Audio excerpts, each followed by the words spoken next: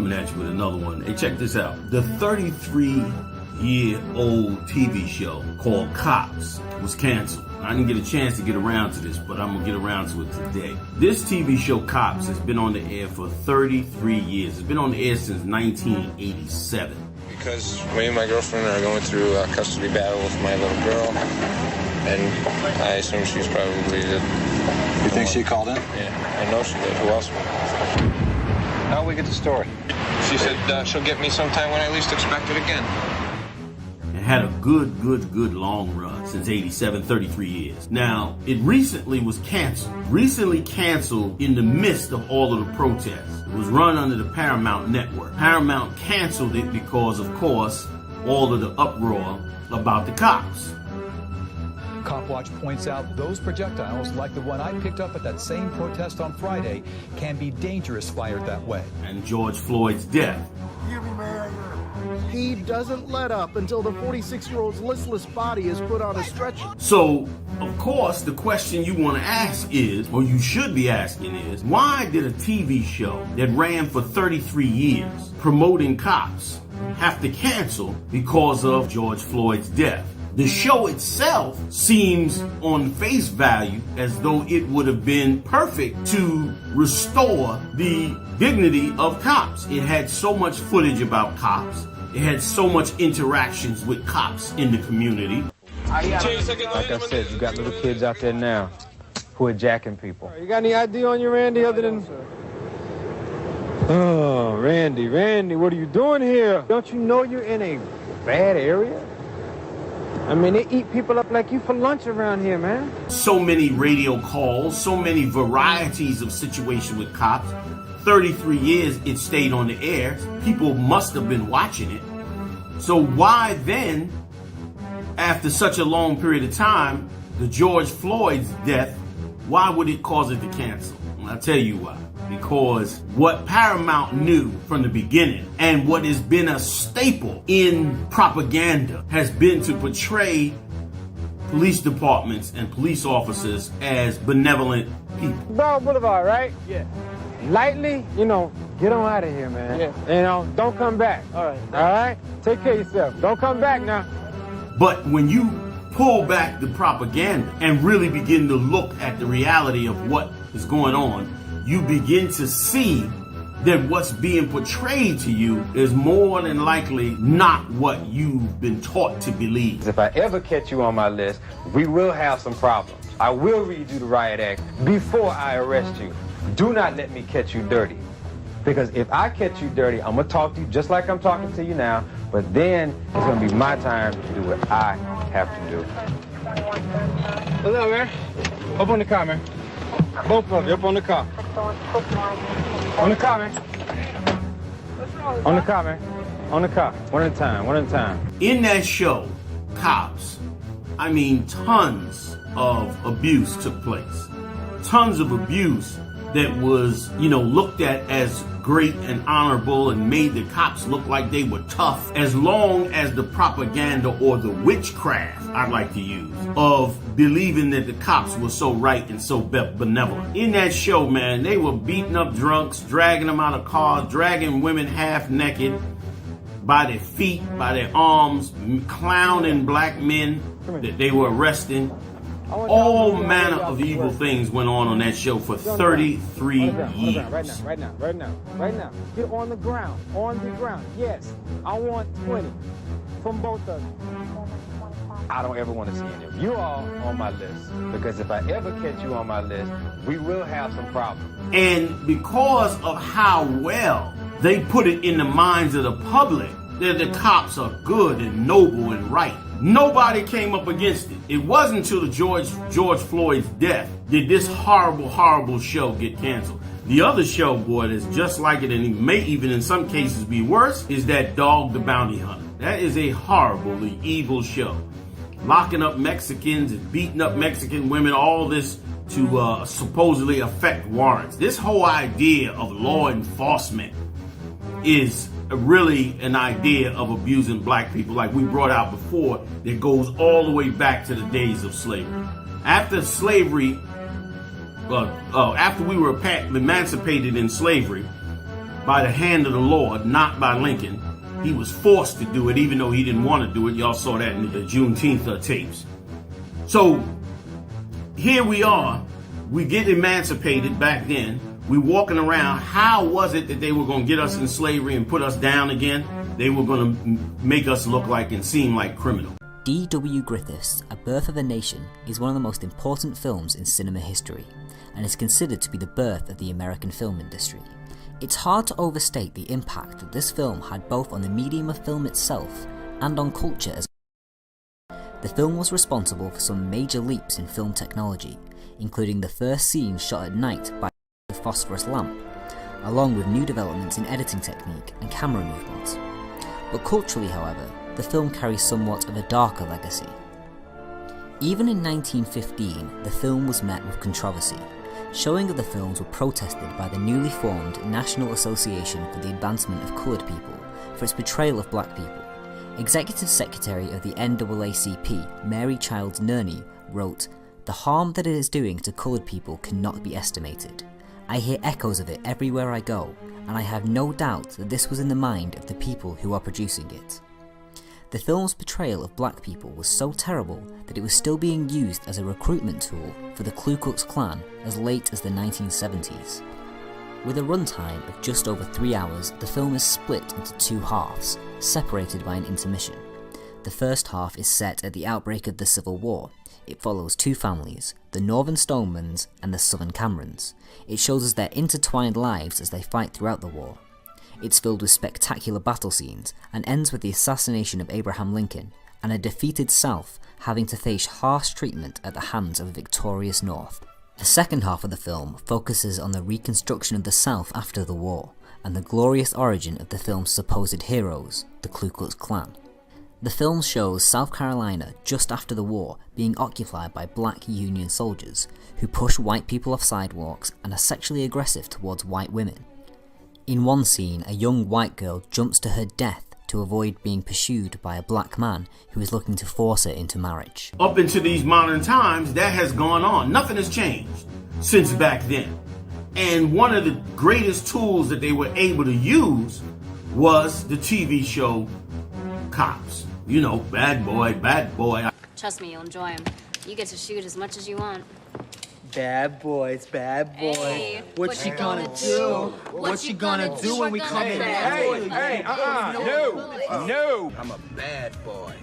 Bad boys, what you gonna do? What you gonna do when they come? But you know the song. They turned around and used Will Smith, one of the biggest known black actors, and Martin Lawrence, another one of the biggest known black actors, and regurgitated the show using black actors. Well, I shouldn't say regurgitated because it was still on the air, but they used that as a spin-off propaganda tool and made the movies rather of those two, you know, with those two brothers in it. And I think a recent one has just come out, and they both absolutely excellent actors. And the movies are very entertaining. If you like action movies, they're very entertaining. But even watching it, and you can watch it for entertainment, there's nothing wrong with that, but you should also understand what is going on behind the curtain. I understand all this is revealing the Wizard of Oz, pretty much. It's revealing the Wizard of Oz behind the curtain and what is really going on. That type of TV show didn't just come out of nowhere. That wasn't organic. That show was something that spun off from what was done by the FBI many years ago. And here's what I'm going to go into a little bit of history on the FBI and how they used propaganda with J. Edgar Hoover, Marcus Garvey, and others. And what I want you to see is that they used propaganda to promote themselves.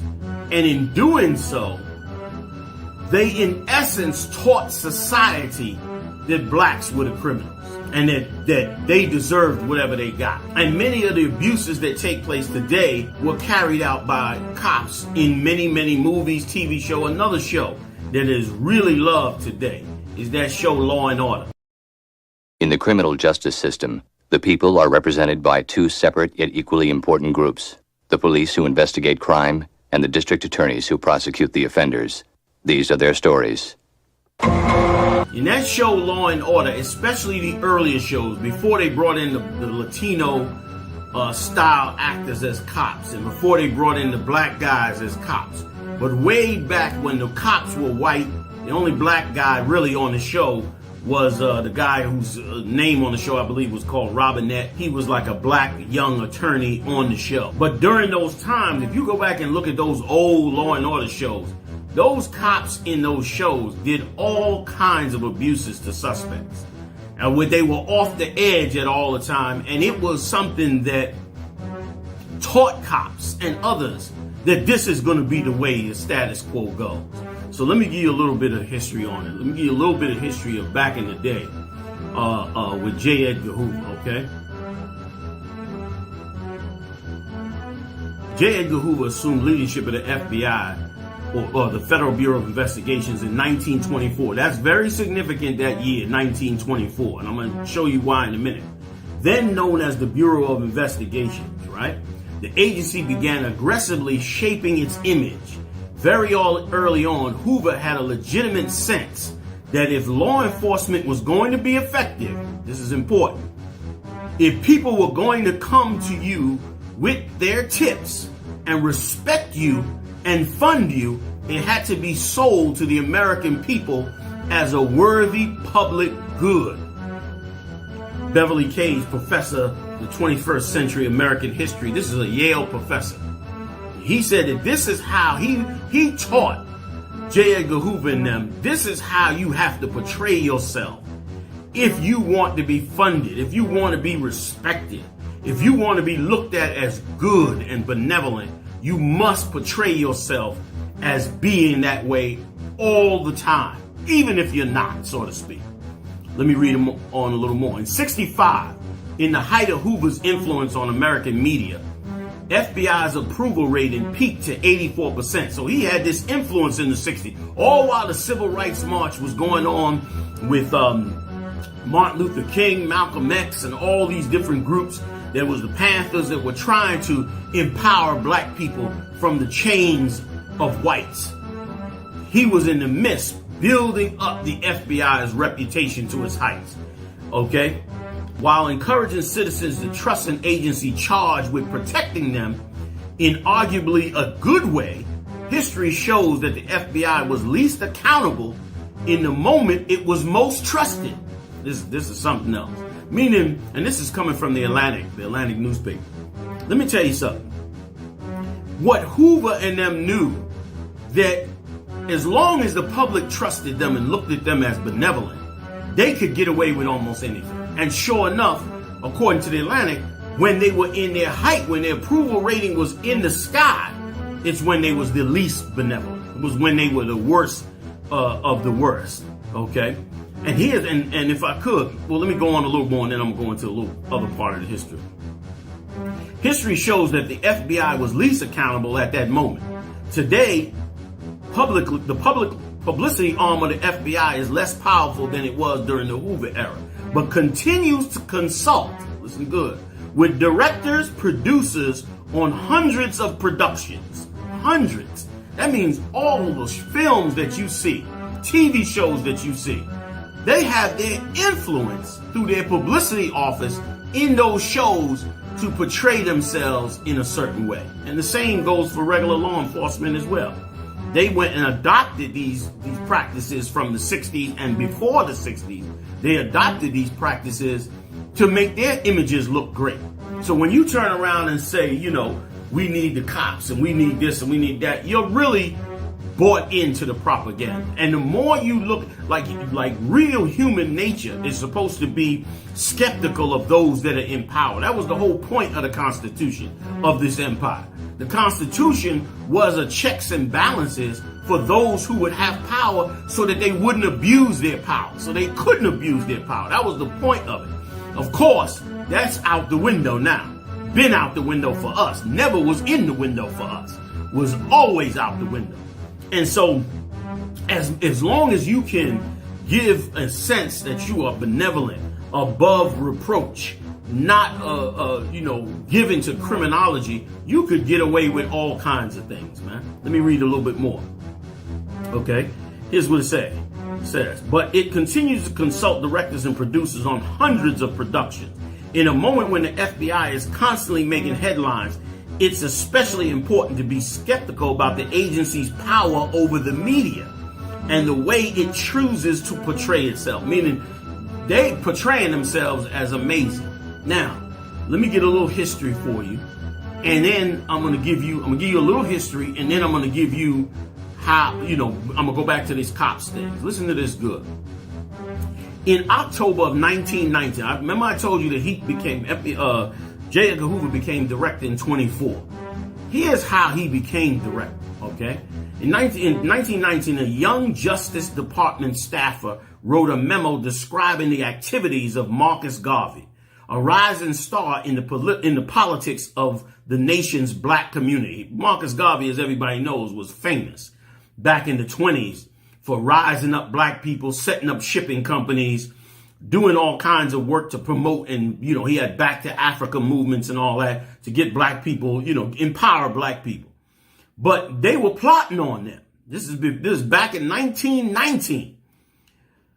The perfunctory executive length memo described Garvey's efforts to finance the Black Star Line, a black-owned shipping company. What concerned the writer, a young J. Edgar Hoover, this was the staffer now in 1919. He was a staffer in 1919. By 5 years later, 1924, he became the director of the FBI. And here's how he did it. Okay. A young J. Edgar Hoover was not so much was not so much concerned with the shipping company, but rather Garvey's association with radical elements. Garvey never committed any radical acts. He never committed any radical acts, and they knew this. Hoover's memo followed the Red Summer of 1919 when a spate of anarchist bombs, including one at the home of U.S. Attorney General Mitchell Palmer. These were done by white groups who were believing in liberty, and just like it is today, just like your groups today that's out there in the riots, just like your groups like the Weather Underground back in the 60s, there were always white groups who tried to join the black groups to try and affect some kind of change. A lot of these were trust fund babies who didn't like how evil things were. Patty Hearst and so many others. But let me get a little bit more on this, all right? Here's what it said, including one in the Attorney General's house. Short-circuited any domestic tolerance for radical politics. So anybody who spoke out radically at that time after that in the turn of the century, the 1920s, when blacks were exploding with wealth. When you go back and look at the 20s before the Jim Crow laws, blacks were exploding with wealth. We were setting up, that's your Tulsa, Oklahoma times. That's your Harlem, your great entrepreneurs in Harlem. That's all your groups. Like, the whole point of integration was really to stop our independent growth from whites, because they knew if they had not stopped it, eventually they would be forced with another civil war, which would have been a civil war with blacks against whites, because we were becoming so empowered and so wealthy and so strong in the empire that they needed a way to stop it. What was the way to stop it? Integrate them with us. Force them into integration with us, and let's stand on that integration. And in that integration, we'll wipe them out. And that's exactly what they did. Black wealth plummeted into the ground. During the time of Marcus Garvey, there were 200,000, listen to me good, 200,000 independently owned black farms. Now there's less than 2,000. Most of them are co-opted with white corporations, and most of them produce only products for corporations. But back then, they were completely independent because black farms packed and shipped black food off of those farms to black wholesalers who would eventually put it into black retailers' hands.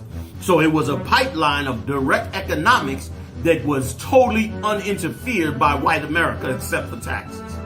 And that was something they could not sit and allow to happen. They saw it happen in the South with the Civil War. They was not about to let it happen again with blacks. And especially because they knew the possibility of losing one of those wars, or outside influence would have been devastating to them. Right now, had it gone that way, and if it did become a war, this country may now have been ruled by black people. But black people would never understand it. You would never understand how great you are until you open up the Bible and read and see how great you are in the Bible, you would begin to see how you as a people move exponentially in rising as a nation. It is the problem the Egyptians had, the Romans, the Greeks, you name it. Every empire in history that had us in captivity suffered the same fears and concerns about what would happen. Let me go on. The memo lamented that Garvey had broken no federal laws to warrant deportation. They knew he wasn't a criminal. They knew he broke no laws as a criminal. But here's what they devised. It says, it occurs to me, Hoover, however, Hoover said, from the attached clippings that there might be some proceedings against him for fraud in connection with his Black Star Line propaganda. And to the end, Hoover hired the FBI's first black agents, who over the next 3 years were tasked with investigating and infiltrating Garvey's emerging organization. And eventually, 4 years later, in 1923, they deported Marcus Garvey. So in 4 years, and that's the history of modern law enforcement. Forget about even what went back on into slavery. So anybody that tries to act like we should not be skeptical and extremely critical is ridiculous. When the FBI, the most famous FBI director, the one whose name sits on the office of the FBI in Washington, D.C., made his bones and his career off of destroying probably one of the most prominent black leaders in America at the time, and who used the device for the first time of hiring blacks as agents. That was revolutionary, damn near, at the time. He hired blacks into the agency, made them spies, who then went and spied out whatever they needed to spy out to get rid of Marcus Garvey. And that's how he became famous. And all FBI agents know it, and many law enforcement officers who aspire to go up to higher levels in different areas know the entire FBI was built on destroying black people. And so once he had done that, he went, like we mentioned earlier, he went and set up propaganda to totally influence the view or the look of FBI agents. So then, fast forward, a little decade, or not even half a decade, you start hitting 1930s. 1930s was when, first of all, the 1929, the Depression hit. White people went into utter poverty. Black people almost died from it. You had the Great Depression. So, of course, like any poverty, which is why it's such a joke to act as though black people and the crime that black people commit is just nobody understands it. When in the 1930s, when you read about the 1930s, I mean, there were horrific criminals in the white community that were risen up and came about. Bonnie and Clyde, you heard of all of them. But there were so many of them out there then that were gangsters, that became gangsters and criminals because they were starving, because the bankers had, of course, robbed the entire nation and caused the Great Depression. So they were in hell. So they became criminals. And when they became criminals, people were suffering so much that the criminals became the heroes. You see it in the movies about these different gangsters in the 30s. That they became the heroes because, of course, people were suffering, and they were happy to hear that criminals were, shooting up and killing and taking over because of what was being done to them. And J. Edgar Hoover saw this. He saw this happen. And he knew he had to change the look of the FBI because the criminals were getting all the glory. The criminals were looking like they were the great ones. Black people was in absolute, utter hell. And we, in times, became criminals as well, trying to survive under them. That was the beginning of the days of all your Italian gangsters. Al Capone and all those gangsters, they all came out of that era of the Great Depression. You wonder how all that happened. The mafia became the mafia from the Great Depression. And so did many other groups, while black people were even on the bottom of them, starving to death. It was in that atmosphere things like the number hole came up. For those of you that don't know, the United States lottery system, where you hit the lotto and get millions of dollars, was started by a Haitian woman, a black woman that lived in Harlem, that started doing that as a ways to make money. Started taking bets on dreams and numbers and all of that, and they became a known thing. Later on in the 30s and 40s, the mafia took it over and they ran it up until about the 70s, but really later than that. Because when I was in Harlem in the 80s, they still had number holes, even though the lotto was running. I don't even know, they still may have them today, I don't know, but they had them back then. So that was in the 80s. So they ran for a long time with that. So during this era of all this crime, J. Edgar Hoover got smart. He turned around and changed the laws, got the laws changed to turn this around. Let me read a little more out the Atlantic. In the 1930s, crime and violence dominated the American screen. Backlash from the FBI and other agencies led to the film industry to adopt the Hays Code. So in other words, the FBI and them were pissed off, like, you glorifying these gangsters and making movies about these gangsters. And they adopted the Hays Code, which urged directors to exercise special care, good taste when portraying crime, law enforcement, and various types of unsavory behavior.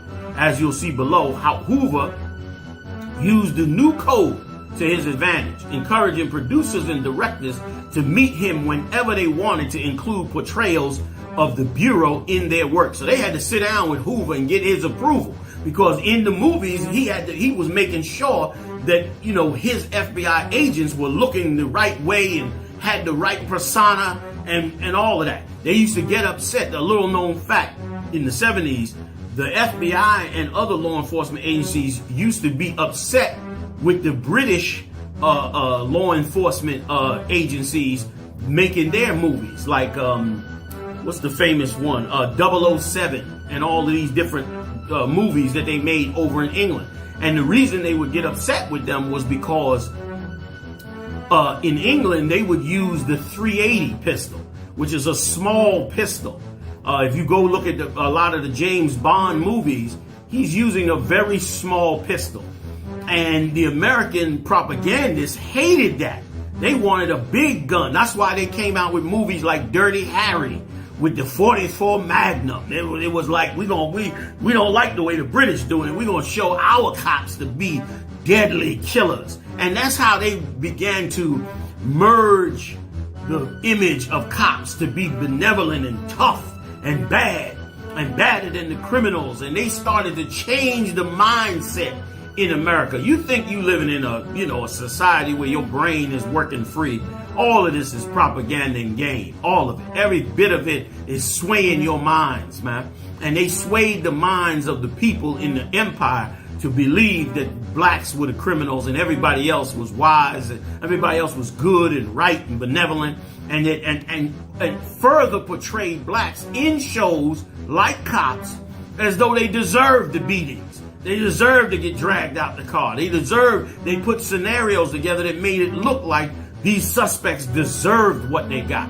And as a result, it got into the minds of everybody in America that now they just look at blacks as all criminals and have fear of them and look at them in a certain way, when we do less crimes than white people, less crimes than them.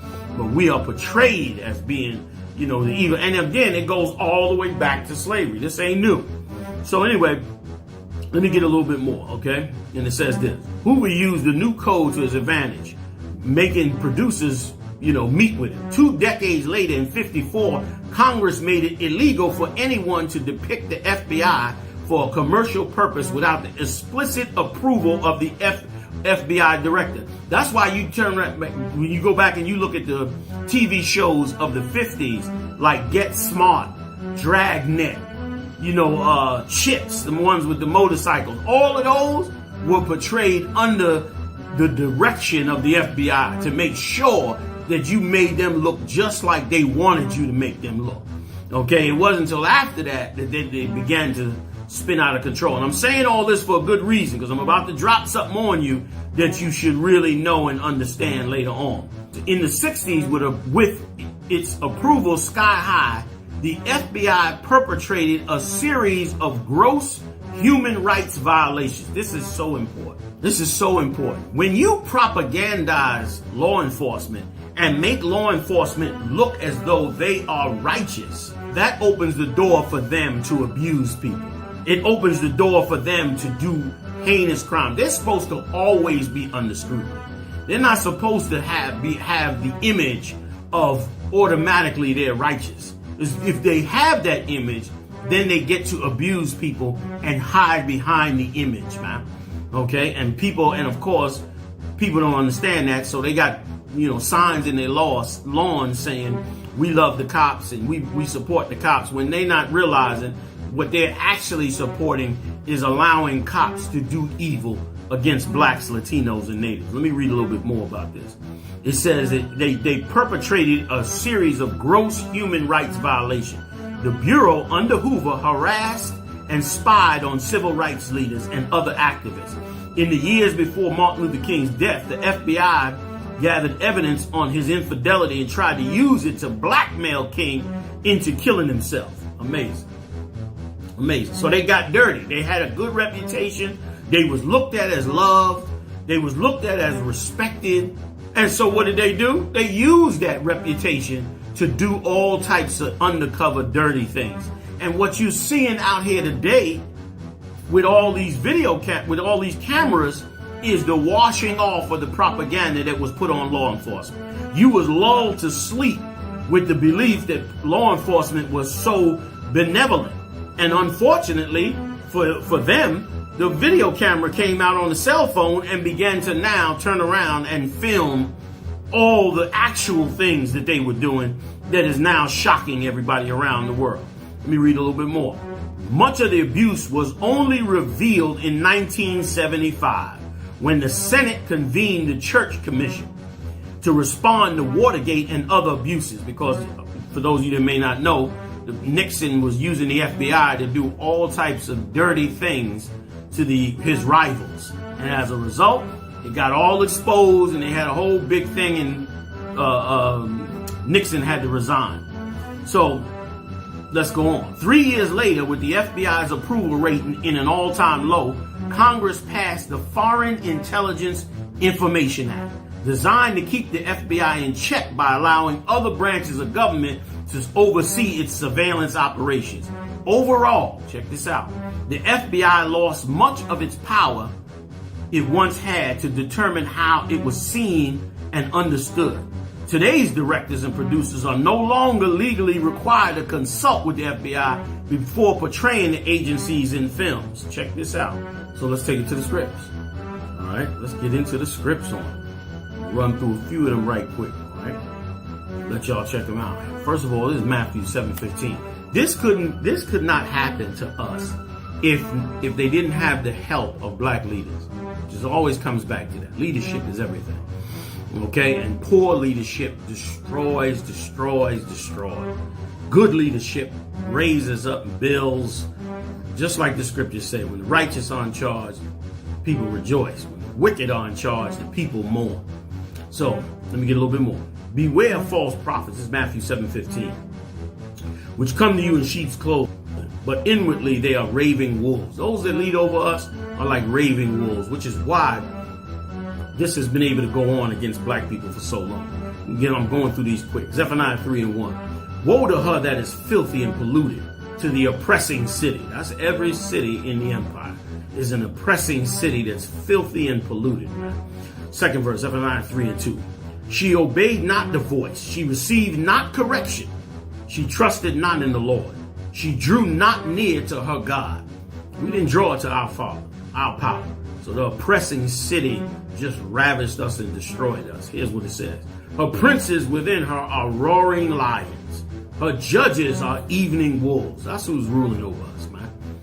And gnaw not the bones till the marrow, meaning they just tear up, eat up, and run on to something else. And tear up and eat up that. And that's what's happened to us in this place. And as a result of it, we are destroyed. And why we have to turn back to the Lord. Like the Most High got clear paths on how we get up out of this. Let me read on. 4th verse. Her prophets are light and treacherous persons, man. That's your pastor, your imam. They light and they treacherous. They'll do anything for their own gain, just like they did during the time of Christ.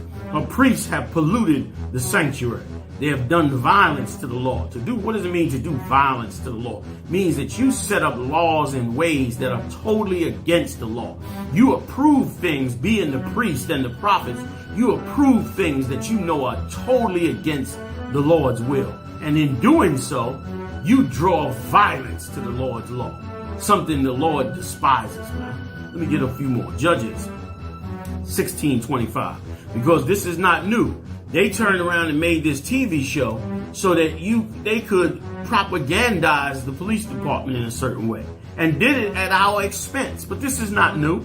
Nations did this to us many times in the past. This is Judges 16:25, talking about Samson. Samson, for those of you that may not know, was a great warrior of the Lord, but fell short because he loved a heathen woman who swindled him out of the secret of his strength coming from the Lord. And they used it to destroy him. Used it to destroy him, and they made what they call making sport of him. They make sport of us.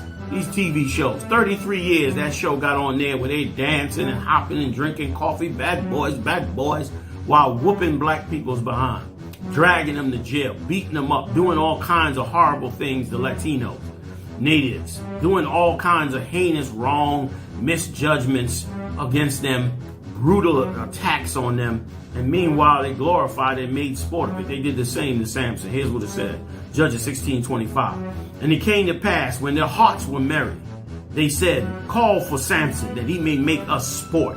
And they called for Samson out of the prison house, and he made them sport.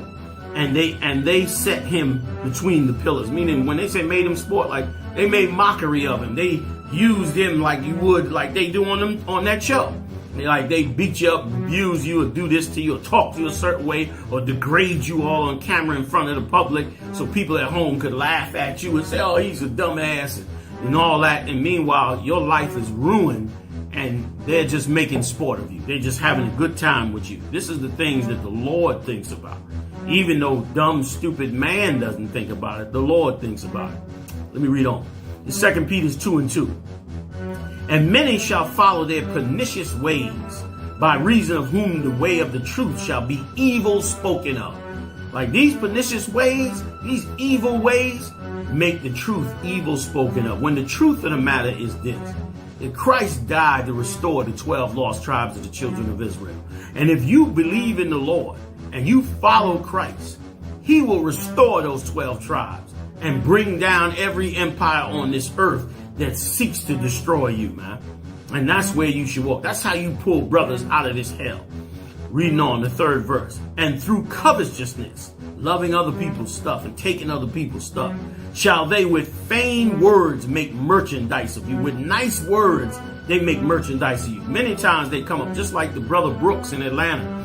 The officers was real cordial and respectful and kind, but they already knew they was going to lock him up in the middle of a pandemic and in the middle of people protesting all over the country.